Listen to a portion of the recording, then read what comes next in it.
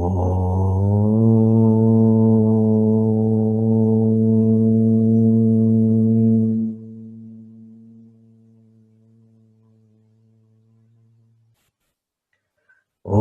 Shri Ganeshaya Namaha. Om Shri Saraswatye Namaha. Om Shri Gurubhyo Namaha. Vakratunda Mahakaya Suryakoti Samaprabha Avignam Kurume Deva Sarvakaryeshu Sarvada Saraswati Namastubhyam Varade Kamarupini Vidyarambam Karishyami Siddhir Bhavatu Me Sada Guru Brahma Guru Vishnu Guru Devo Maheshwaraha Gurureva Param Brahma Tasmai Shri Gurave Namaha. Shruti Smriti Purananam Alayam Karunalayam Namami Bhagavat Pada Shankaram Loka Shankaram Shankaram Shankaracharyam Keshavam Badarayanam Sutra Kritam Vande Bhagavantau Punah Punah Ishvaro Gururatmeri Murti Veda Vibhagine Vyomavat Vyapta Dehaya Dakshinamurte Namaha Samasta Jana Kalyani Niratam Karunamayam Namami Chinmayam Devam Sadgurum Brahma Vitvaram Mukam Karoti Vachalam Pangum Langayate Girim Yat Kripatamaham Vande Paramanandamadavam Paramanandamadavam. In our last session, some of you had volunteered to chant the Atma Bodha verses. Apart from the knowledge that we gain from Atma Bodha, it is also a very good idea to also chant it. Now, for chanting it, let us start with Sri Nalini. I think you offered to chant. So, can you chant the first 4 verses? Like the from Tapobi? Yes, that's correct. Okay, I'm going to try.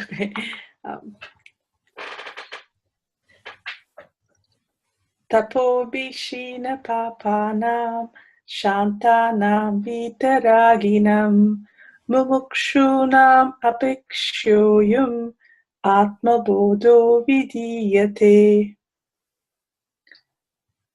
Bodhonya Sadhanya Byonis Shakshan Moksheka Sadhanam Pakasya Vanivajnanam Vina moksho na siddhyati. Okay. Avirodhyatyaya karma na vidyam vinivartayet vidyam nihantya eva tejastimirasangavat avachinna vinyana Tannase sati kevala swayam prakashate yatma mega kayam sumaniva. Radhika ji, would you like to also chant? Good job, Nalini.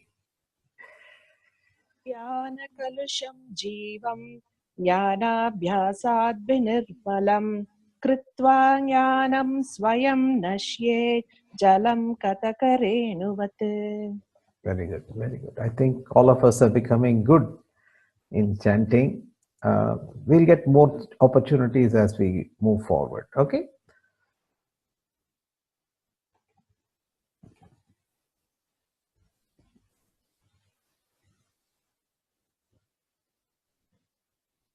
Can you bring up the slide, Yuva?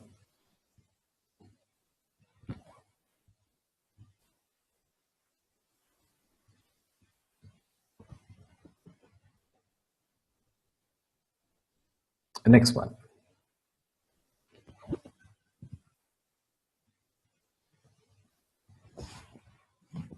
The next slide, please. Let us do a quick recap of what we have so far covered in the first 4 verses of Atma Bodha. The first verse was the Namaskara Vastu Parichinna Mangalastotra. It is also consisting of the Anubandha Chatushtaya for the rest of the text. Atma Bodha is trying to tell us that our true nature is Aham Purnaha Aham Brahmasmi. I am complete by myself and I am infinite. This is the eternal truth. There is no opinions required to be had on this. What is the proof? Vedas themselves are the proof that this is what I am. Between the truth and myself as I am today, there stands an ignorance, a wall of ignorance.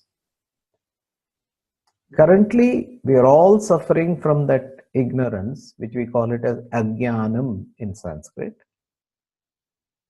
And because of this ajnanam or ignorance, we feel aham apurnaha, I am incomplete, I am limited. Aham apurnaha asmi. Instead of aham brahmasmi, I become limited. As this apurnaha thought is there in us, we come to be called as jivaha. Jivaha means samsari, one who comes and goes. If this aham apurnaha jivaha has to be reverted back to Purnatma, and if I have to attain my original glory, what should I do? I cannot remove the aham in the word. And jivaha is something that I have already maintained so far, and I don't have control over it. So the one thing that we can remove is aham apurnaha.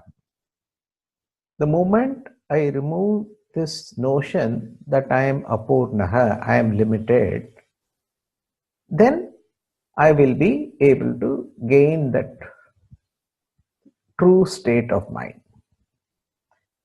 This is Vedanta. Jnanena ajnana nivritya brahmatva prapti. Jnanena means with knowledge. Ajnana means ignorance. Nivritya, to get rid of or to be removed. Brahmatvam, that infinite nature of mind, will be gained. This is all Vedanta all is trying to tell us. Of course, for gaining this knowledge, some preliminary preparations are required. They are tapobhi, we must do austerities. Kshina papanam, we should have got rid of all the papas, obstacles that are not enabling us to recognize this truth. Shantana, we should have quietened our mind. Vitaragina, we should have given up all our desires and all that. Both desire and hatred, both should be given up. Therefore, that preparation that we have to do is also included in the process of gaining the knowledge. The preparation in the form of gaining Viveka Shakti, the ability to discriminate between the truth and the non-truth. Currently, we are believing the non-truth to be truth. Vairagya.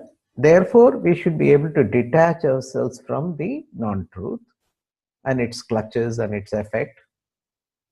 That is, raga, dvesha, everything has to be given up and gain the sixfold spiritual wealth, which is known as Shama, control of mind, Dhamma, the control of senses, Titiksha, forbearance,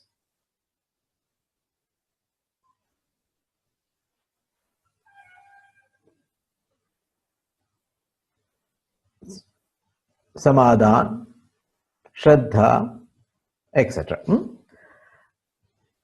All these sixfold wealths, once we have it, we should direct our energies towards the liberation, mumukshutva. As we already saw earlier, that it should not be a mere lip service kind of mumukshutvam. Let me see if I can get realized, if possible, let it happen. Not that kind of attitude. It should be an intense desire that I should get liberated in this janma right now, if possible. In spite of all these preparation, what actually liberates us is the knowledge. And this we saw in the example of the cooking, where fire alone is responsible for cooking, though all the other upakaranas, ingredients, are essential. But it is actually fire which transforms the uncooked into the cooked state. The same way, all these preparations like Viveka, Vairagya, Shatka Sampatti and Mumukshutvam are important, yet it is only knowledge that will actually liberate us. How does this knowledge liberate us? Once we are possessing the right qualities, this knowledge is able to remove the ignorance, and our true nature is self-revealed. There is no other thing required. Just like a sun behind a cloud gets revealed as soon as the clouds are moving away. So much is our thought process that we have covered now. Can you move to the next slide, please?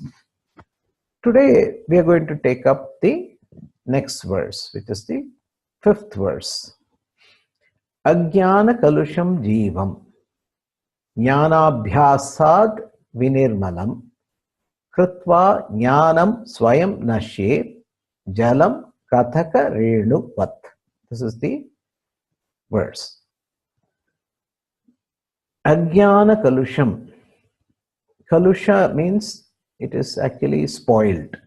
It is tarnished is the right word. Kalusham.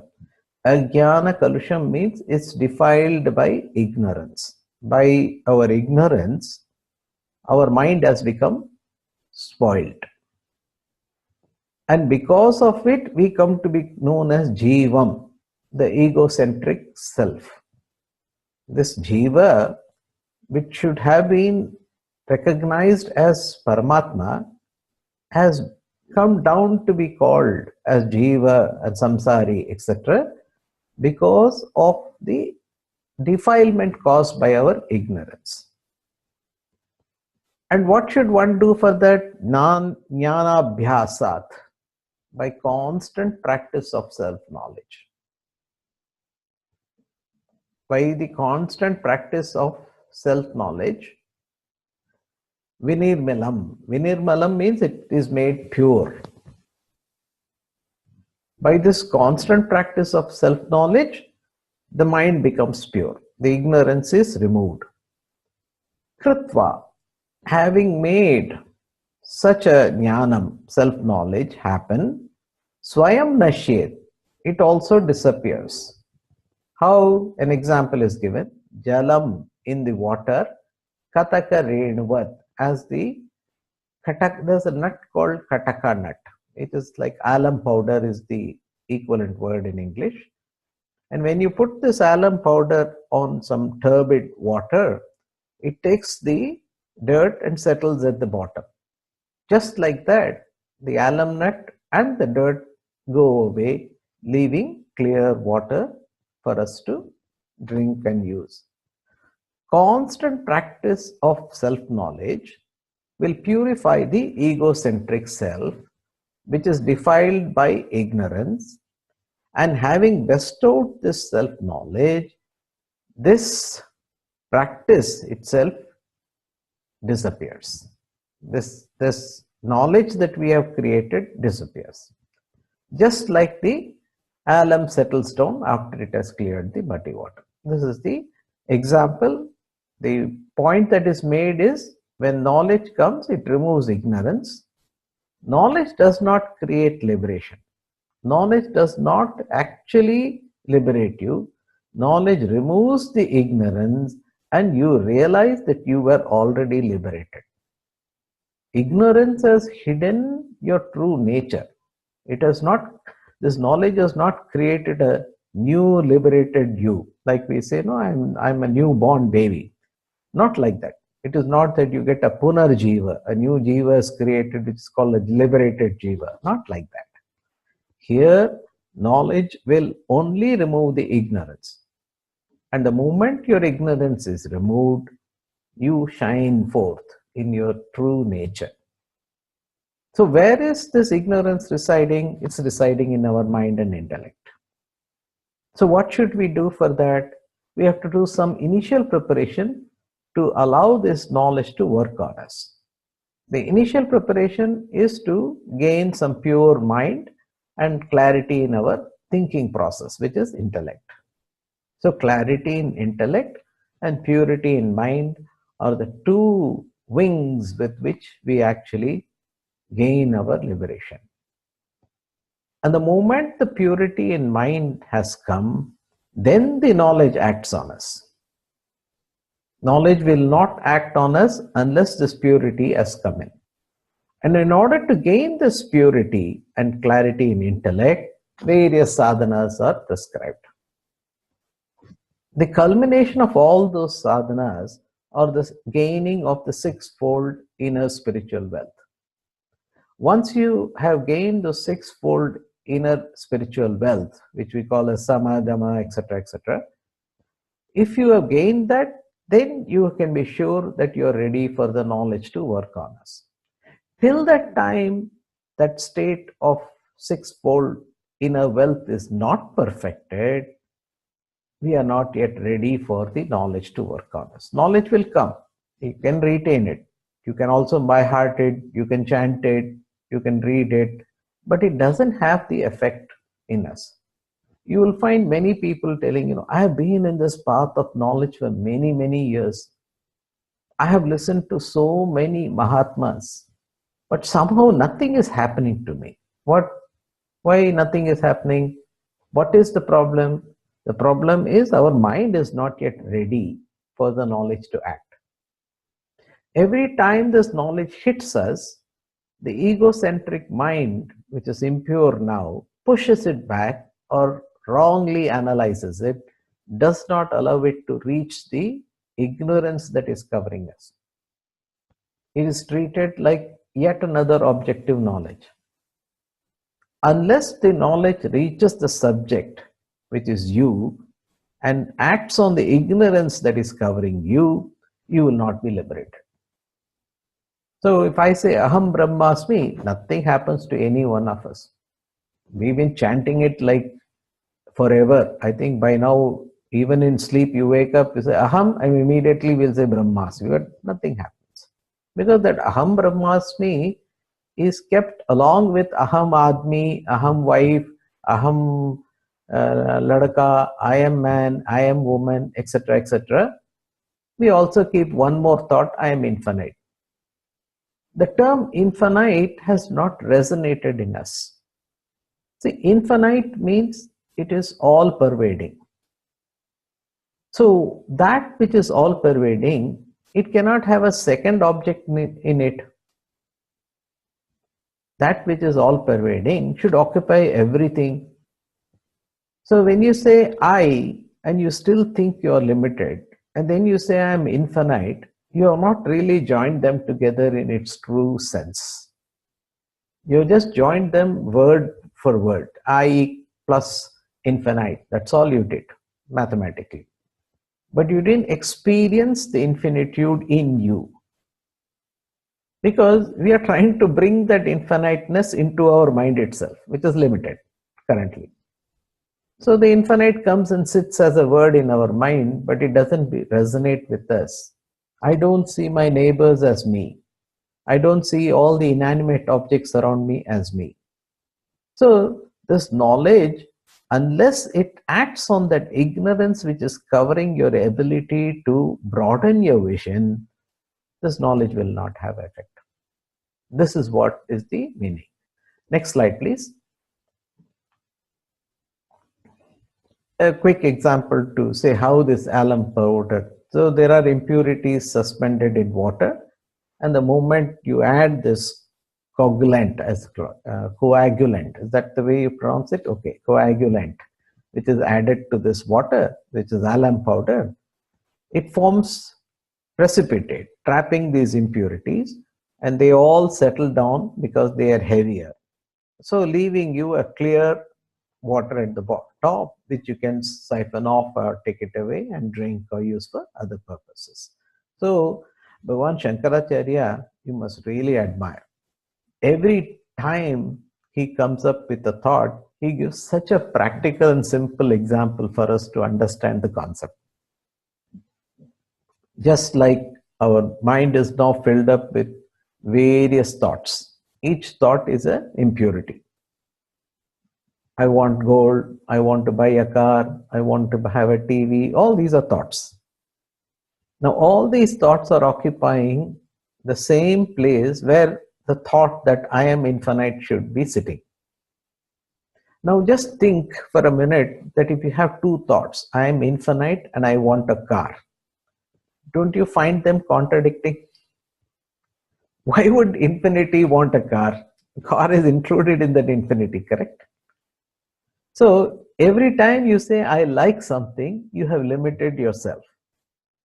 I want something, you have assumed that that something is outside of you. It is not in you. It is not with you. So what we have actually done is we have constrained ourselves by these impurities. Now this knowledge that I am infinite will act on every single thought that you possess, attaches itself with that thought that I want a car. It says, how can an infinite person want a car? Grab it. And both of them settle down as a non-issue. So you say, I am a man. This infinite thought comes, sits on top of it, drags it down.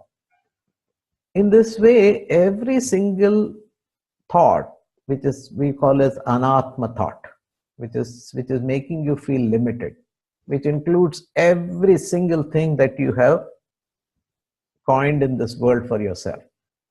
I am a philosopher, I am a Vedantin, I am a Brahmin, I am a Kshatriya, I am a girl, I am a boy, I am a doctor, anything. I am a wonderful wife, I am a great husband, I am a thinker. Put all of them and then add this Aham Brahmasmi to it. Both of them come together, and if that purity of your mind and clarity in intellect is there, they join and they settle down.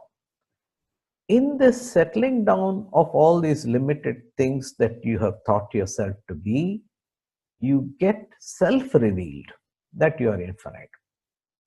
This Aham Brahmasmi thought is not liberating you.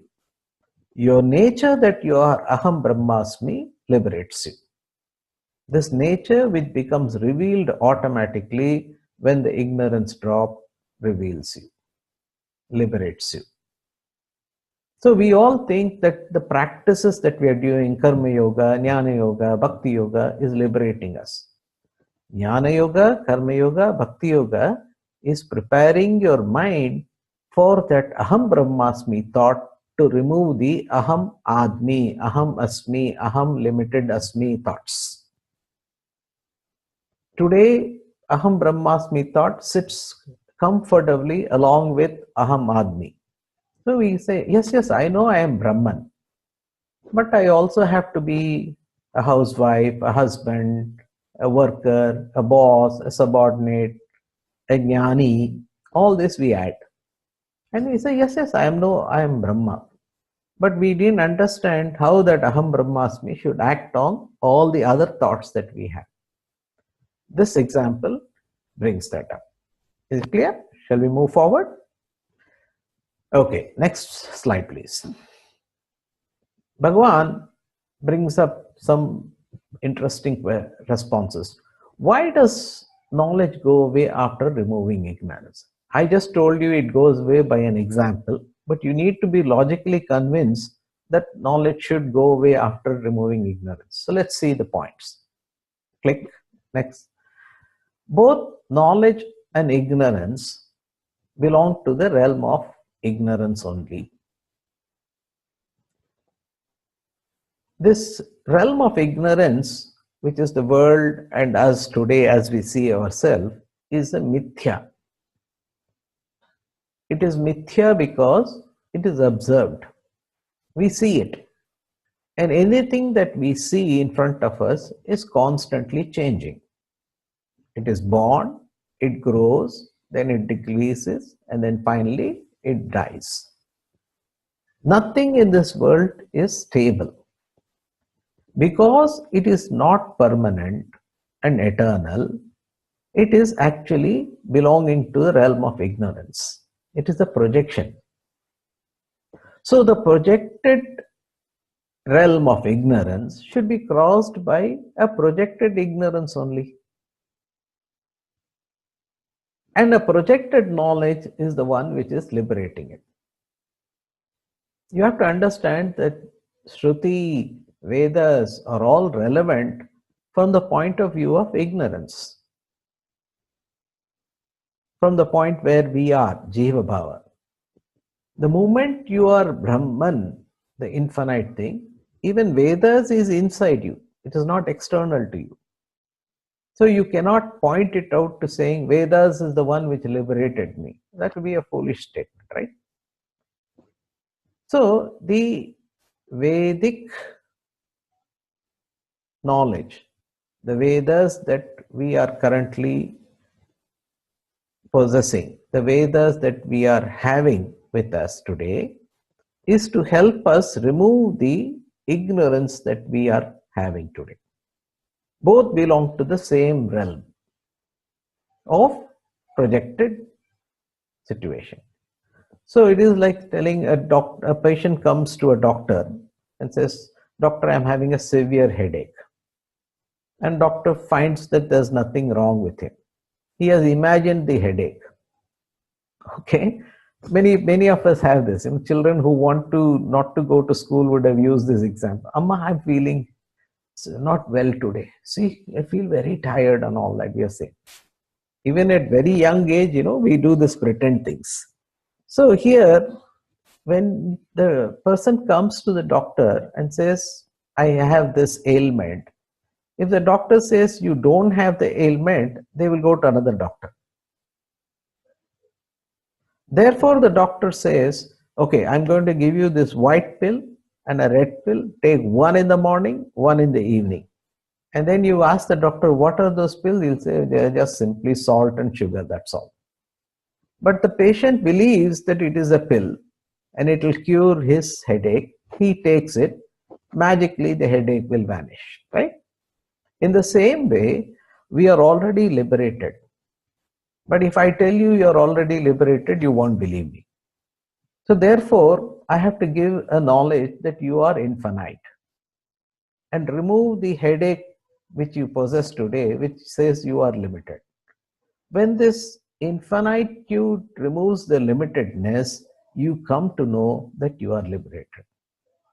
Liberation was not created. Liberation is your natural state. Atma Bodha is trying to reveal this thing. Knowledge's purpose is not to reveal the truth, but remove the ignorance. And having done that, what else can remain as its purpose? So it goes away. Correct? Can you click next one? See? Both knowledge and ignorance are meaningless in the absolute self. Once I have reached my absolute nature, I don't have any more headache. Would I need medicines then? I don't need it, right? So in the state of absolute Paramatma Anubhuti, both this knowledge and the ignorance are irrelevant. Point D, please. All our duality has ceased on realization. So how can I now think of knowing something? Because knowing something is a duality. So it's not applicable. Point E, please. Our nature is Brahman. Hence, Mithya knowledge was used to remove the Mithya ignorance to reveal the ever-present Brahman. Next point, please. Now, both knowledge and ignorance belong to our mind and intellect. Correct? Today, intellectually, I am convinced that I am this jiva. That is why we are getting blocked. And knowledge also is generated in our intellect. So, when this mind and intellect has become falsified because of the realization of the truth, where can knowledge and ignorance have a locus to stand? It won't be there. That is another reason why knowledge will go away after removing ignorance. Next point, please.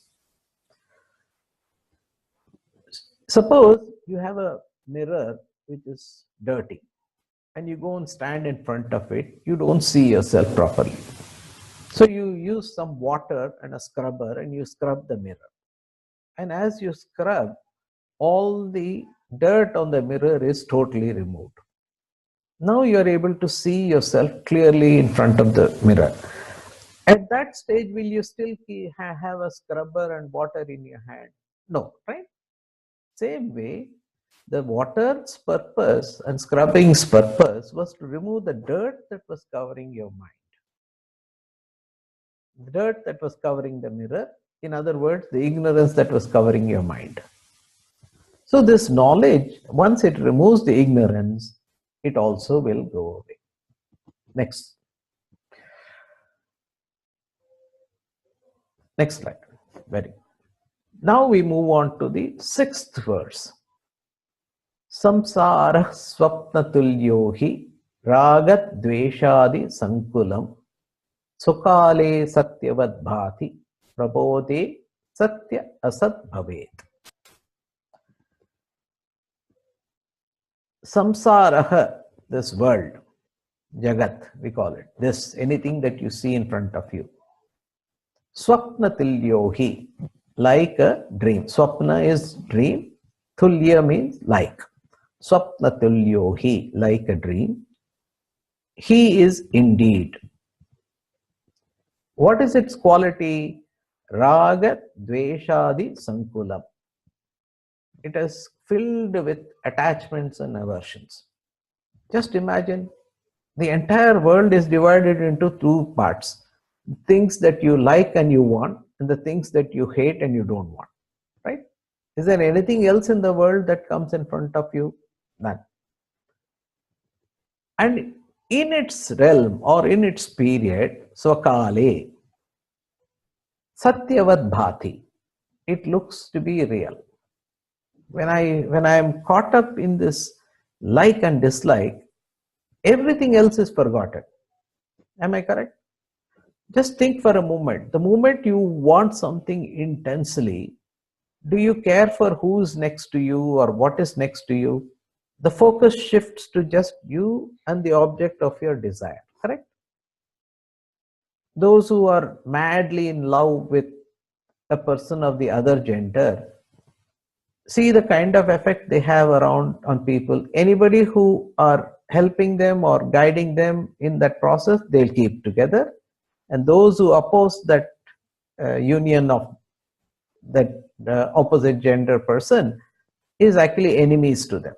They're willing to even, throw them away, kick them away, send them away, etc. This is how it is. So this raga and dvesha is the one which drives our entire world.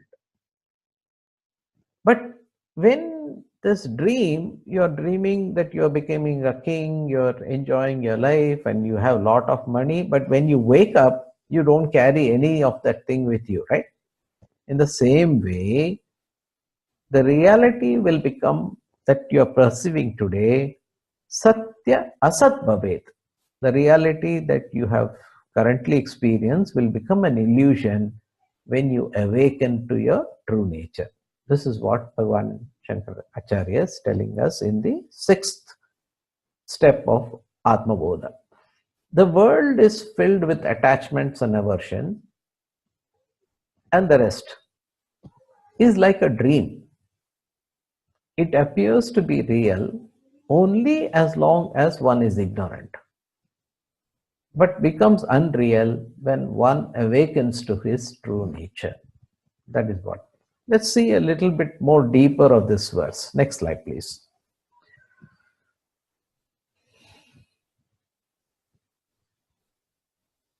When we actually wake up from dream, all our dream appearances have been realized to be illusory.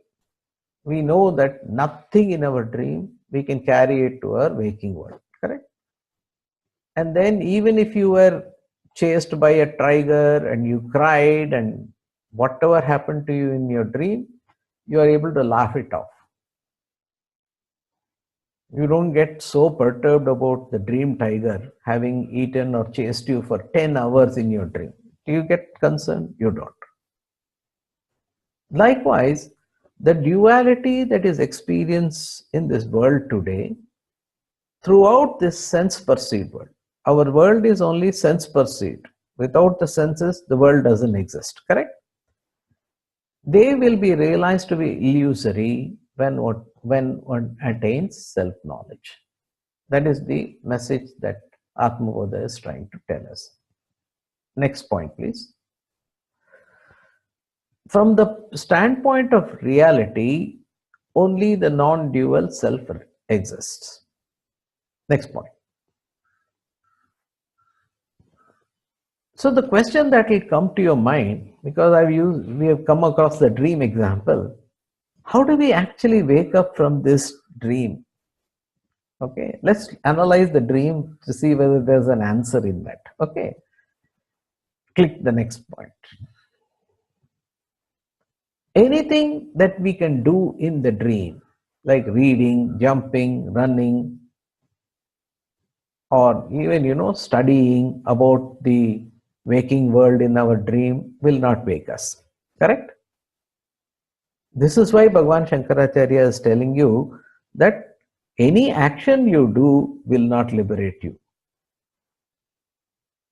What liberates you is actually awakening.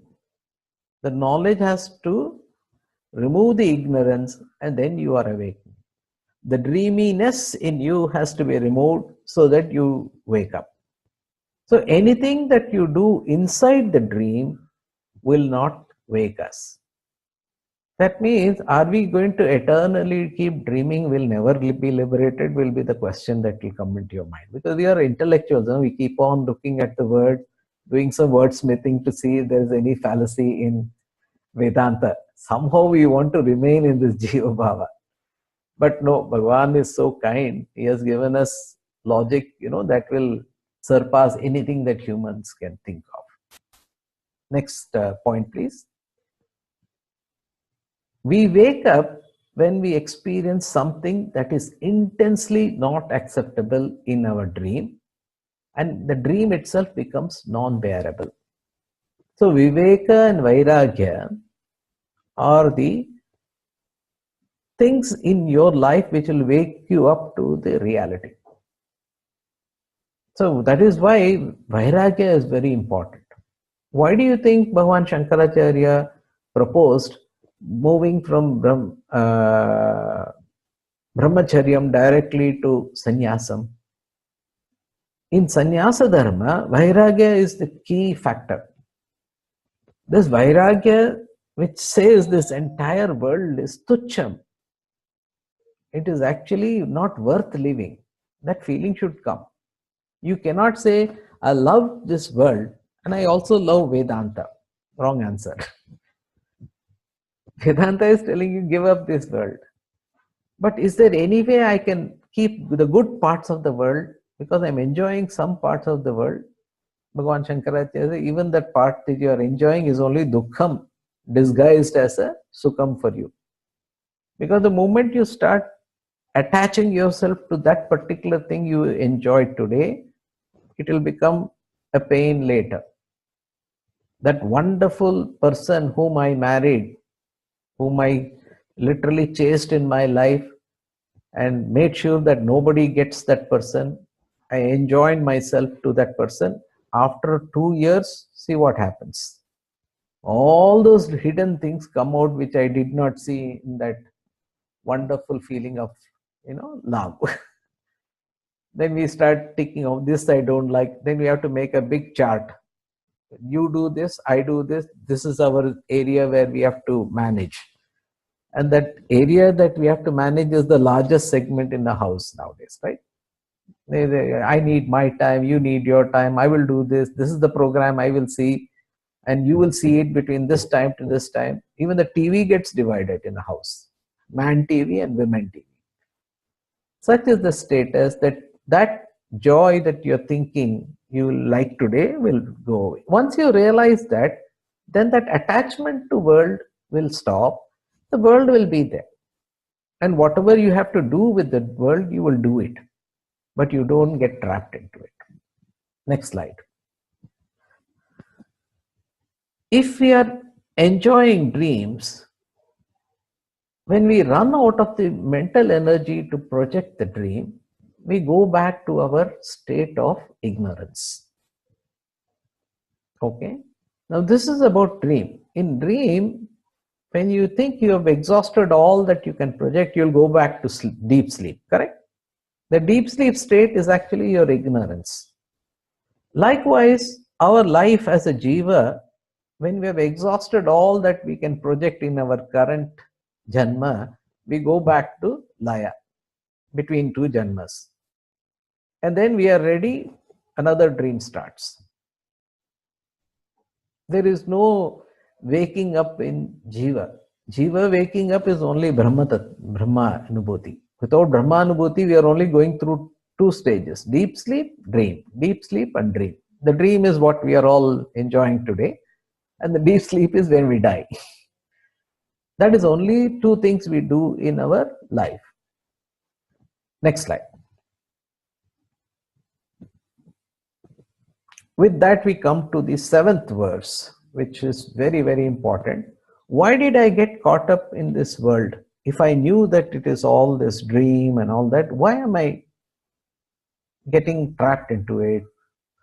Tavat satyam jagat bhathi shuttika rajatam yata yavanna nyayate brahma sarvadishthana madvayam advayam. Okay, tavat is correlated with yavat. Yavat and tavat in Sanskrit are pair. As long as, so long, we say in English, right? Equivalent to that is yavat and tavat. Yavat is there. If you see 1, 2, 3, 4, fifth word in this thing is yavan. Yavat, it becomes yavan na, because yavat na becomes yavan na in Sanskrit. That is Sandhi rules of Sanskrit. We don't have to worry about that. Tavat is correlate of yavat, and it means so long as. Satyam. Satyam is truth. Jagat bhati. The world is shining or appears to be something. Jagat, the term is actually Jaga Jaga Jagat. Swami Chinmayananda says that our world is Jaga Jaga. It always got so many things for us to captivate us. It appears like the Shuttika Rajatam, silver in the mother of pearl shell. Yatha, just as. Yavan, yavat is yavat na, yavan na.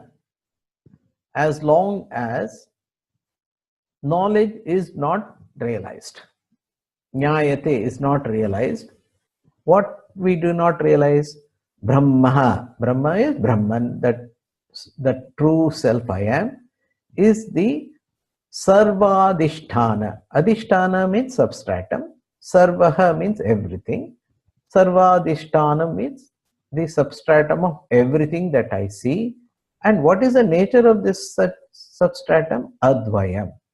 If the word Advayam is not there, then you'll think that there is a substratum on which Jagat is sitting. Here Advayam means Jagat itself has projected this entire thing. There's nothing called world. The Brahman itself has projected this world. I'm sorry. What I meant is the substratum is Brahman and the world is a mere projection on it. It is not having an independent reality. This entire Jagat appears to be true, Satyam, because of our not knowing that Brahman is the substratum. If it is not realized, the world appears to be real.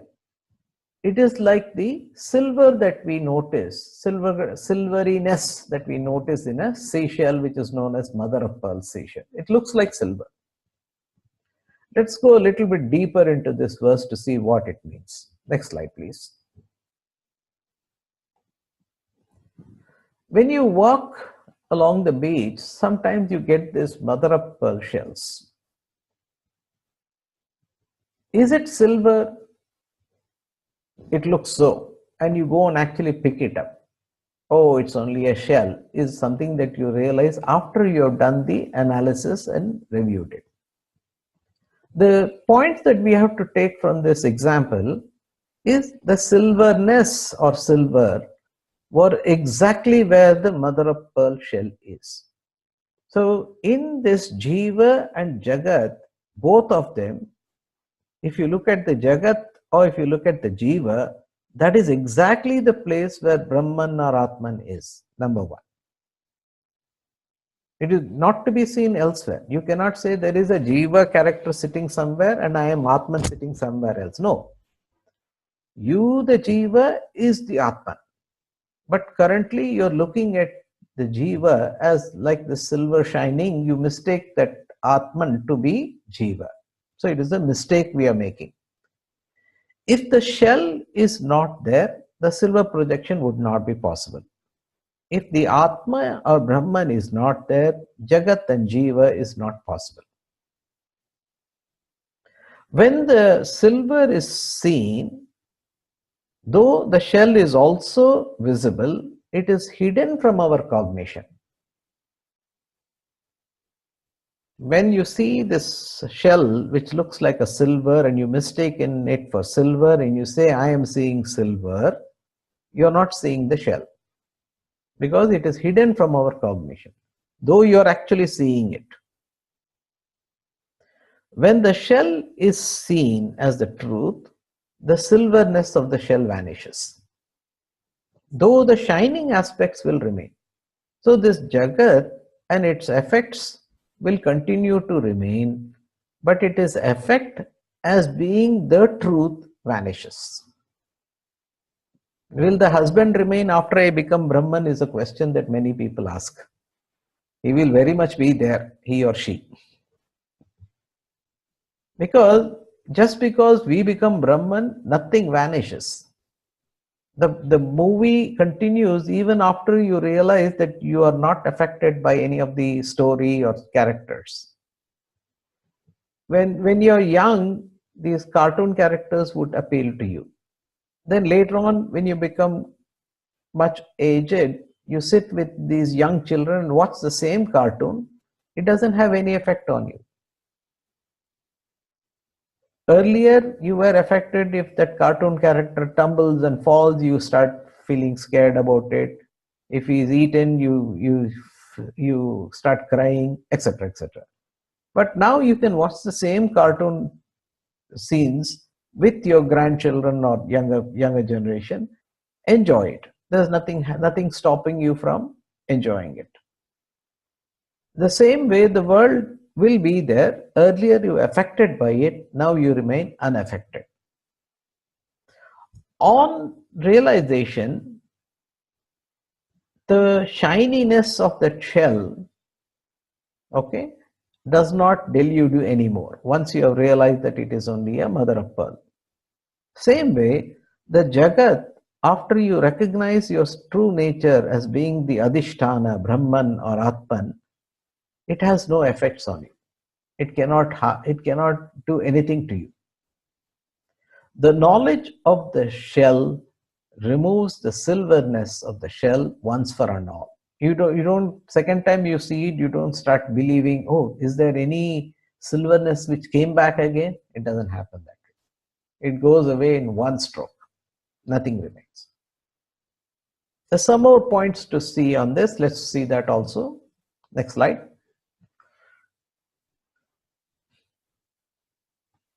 Let's look at Jagat. When we say Jagat, there are two Jagats we have to see. There is this Jagat, which is the gross outer world, and there is a Jagat which involves our BMI with respect to Atma. Today, the term Jagat, because we think we are Jivatma, we have identified ourselves to be the body, mind, and intellect. When we say Jagat, we always say anything that is beyond the tip of my skin. That is Jagat. But in actual reality, the projection that Brahman or Atman is doing is both your BMI and the Jagat, which you see a little bit further beyond your BMI. Both are projections. The hero in the movie with whom you identify, and all the villains and heroines and other people in the movie which you are seeing, all are projected. But you have a special identity with the hero because you think you are him. Exactly the same way in this world today, we think I am this body, mind, and intellect, and I have a special identity for it. And all the rest of the characters are outside. And therefore, there is a transactional reality we create. Here, we are talking about the total experience of the individual in the three states: waking, dream, and deep sleep state, along with the physical, mental, and intellectual transactions that we do. All that put together is Jagat.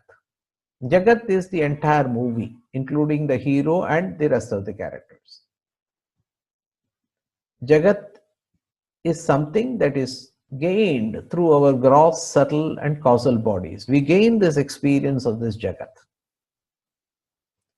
As long as we are not able to abide in our true nature, which we can call it as God consciousness, through the realization of the one absolute truth, the Jagat will always be appearing to be real.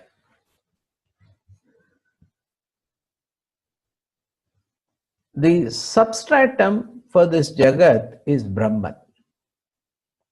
The projection power, once you say something is projected, there must be a projecting power, right? The projecting power comes from Brahman, who has assumed the role of Ishvara. So this entire Jagat is created by Ishvara, who is none other than Brahman. So there's a two-stage process that is happening here. Brahman itself assumes the role of a projector, a creator, and creates this entire world. And then, as a jiva, he enters that particular projected world and tries to experience it. But in that experiencing, the jiva gets trapped. He is not able to come out of that projection, and the projection continues infinitely. That is our problem today. So we have to revert back to the non-participating observer status. Sakshi Bhava is a term that Vedanta uses as the first stage of removing yourself. And this is what is the analysis you have to do, that even though the world looks like silver, it is only a shell. It is only a projection of Ishvara. This is the summary of what I wanted to share.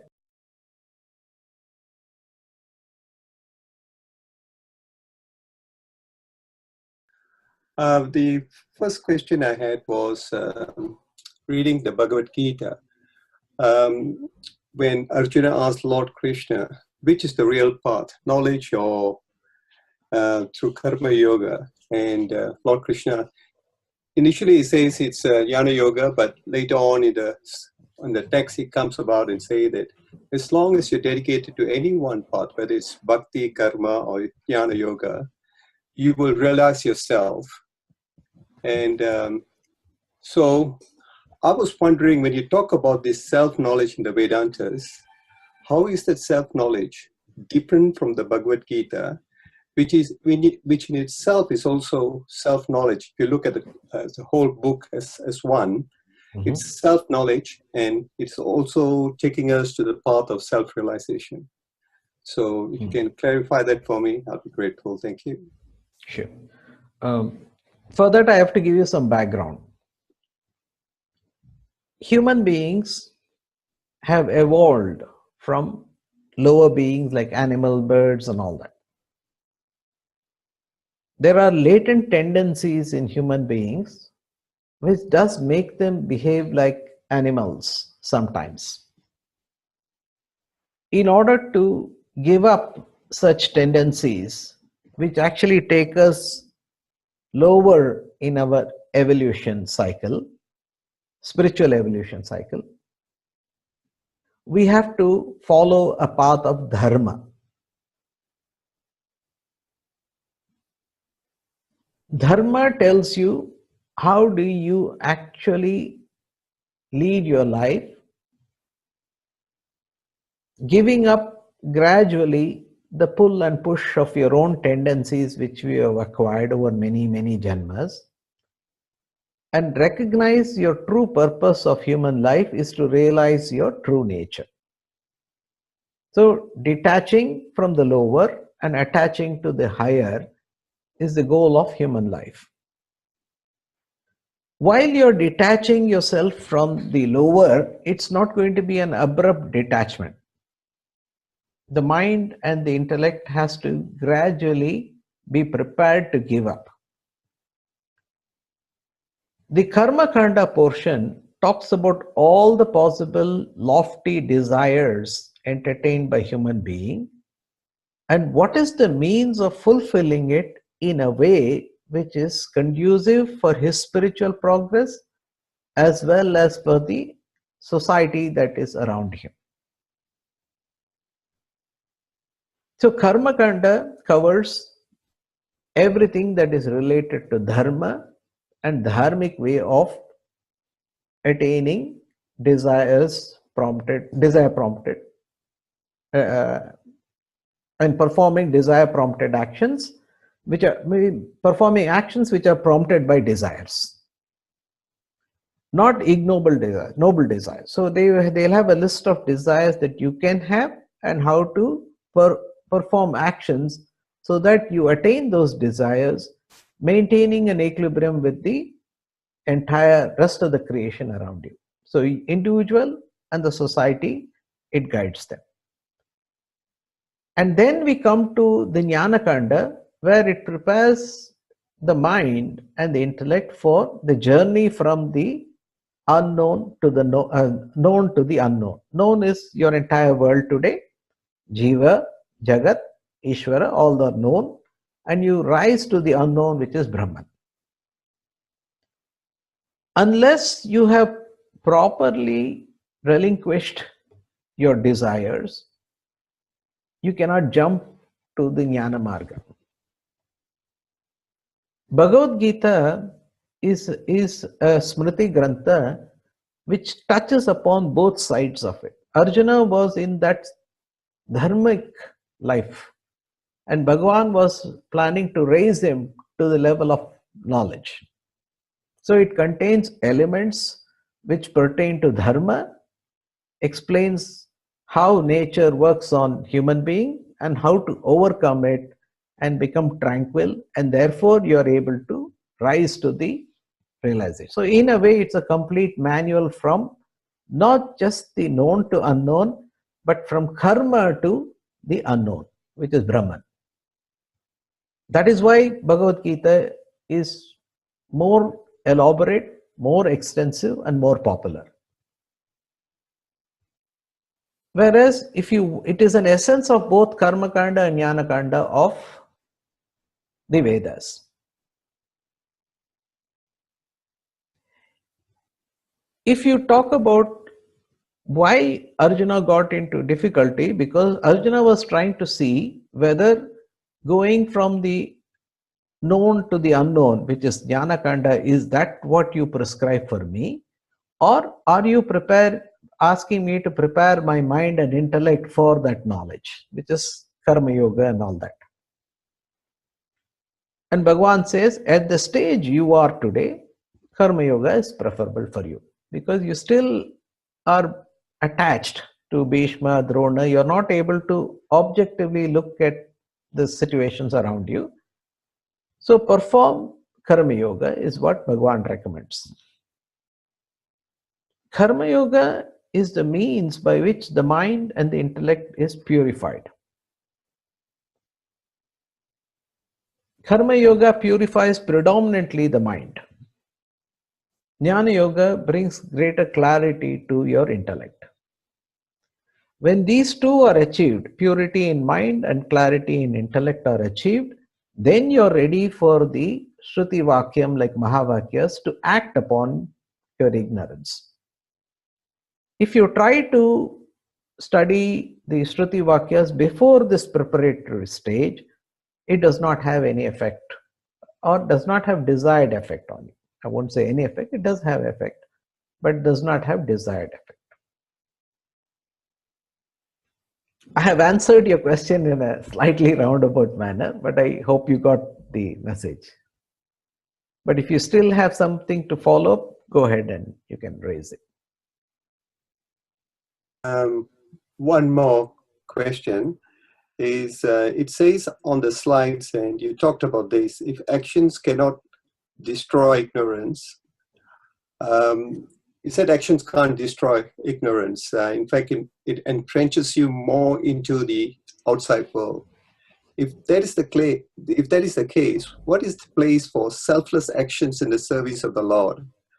Wouldn't selfless actions be also a means to find our true selves? What's the difference then?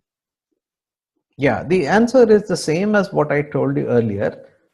Between selfish actions and selfless actions, selfish actions, if they are performed in a dharmic way, will gradually purify your mind. Selfless actions have an accelerated way of purifying your mind. We saw in that Kataka Renu example that the water is turbid. Likewise, our mind is today turbid. So there must be various stages of filtration of the mind that has to take place.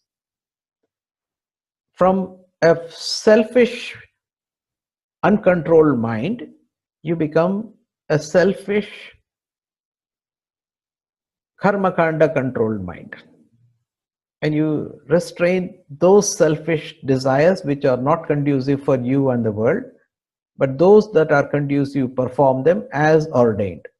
That is the first stage of purity.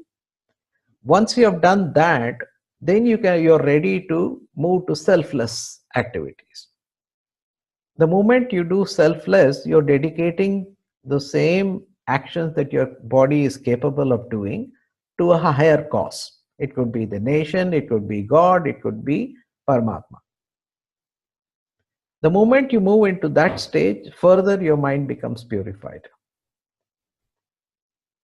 And then you start contemplating on the Shruti Vakyas, where Upanishad has got two parts, Mahavakyas and associative information or knowledge content, which says what is mind, what is happening to you, what is the world, how is it a projection, all that.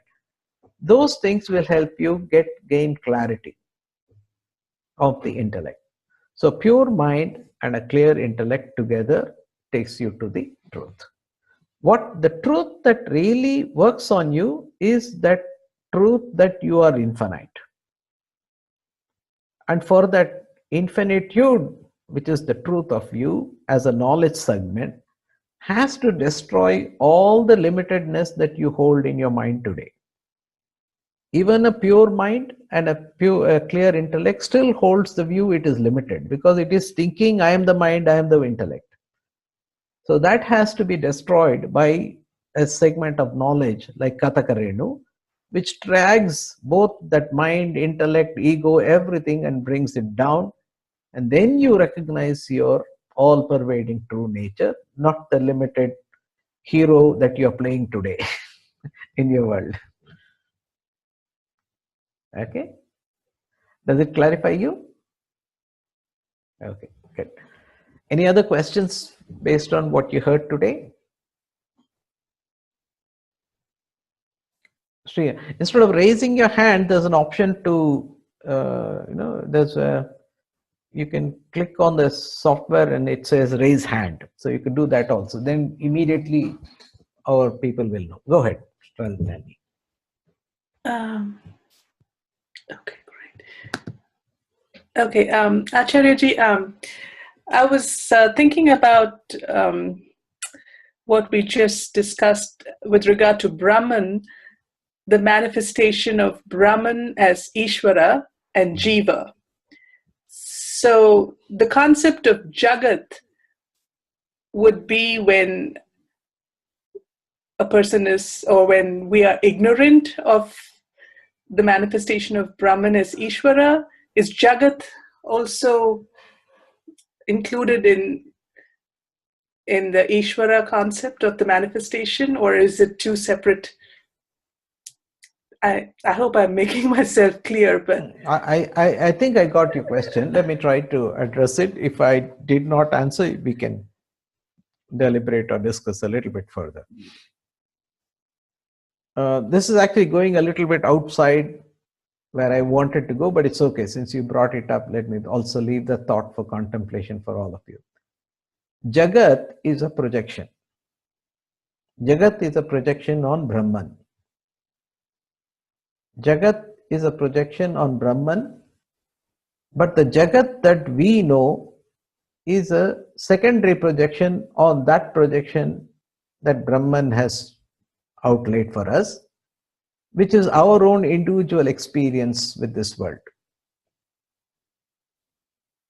As Jiva, we have a subset of the total experience that Jagat can comprise of. I don't know how many stars are there. I do not know how many constellations are there.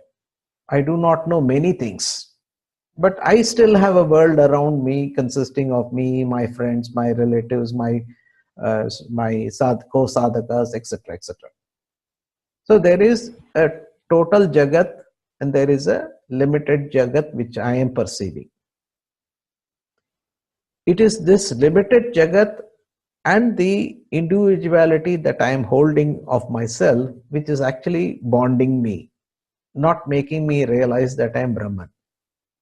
So the moment I overcome the individual Jagat and I overcome the limitedness that I feel I am, I become liberated. Do I get liberated in a small island kind of thing? No.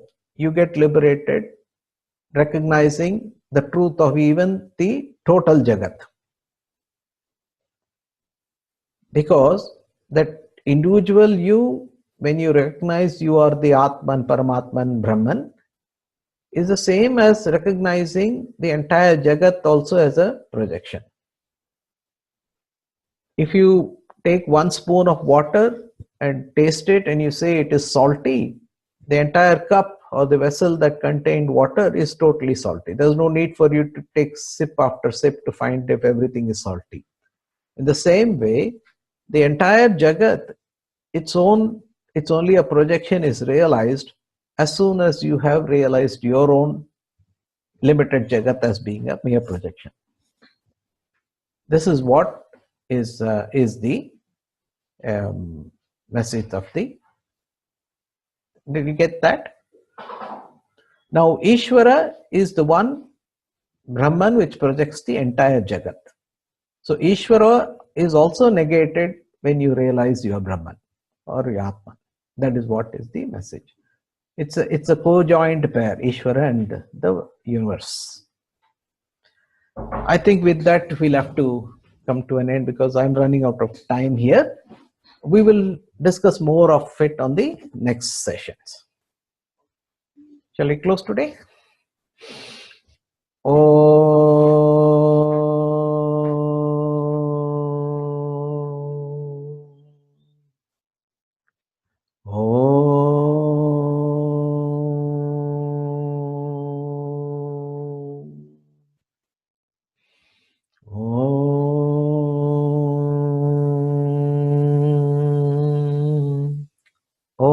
पूर्णमद पूर्णमिदं पूर्णात् पूर्णमुदच्यते पूर्णस्य पूर्णमादाय पूर्णमेवावशिष्यते ॐ शान्ति शान्ति शान्तिः हरिः ॐ श्रीगुरुभ्यो नमः हरिः ॐ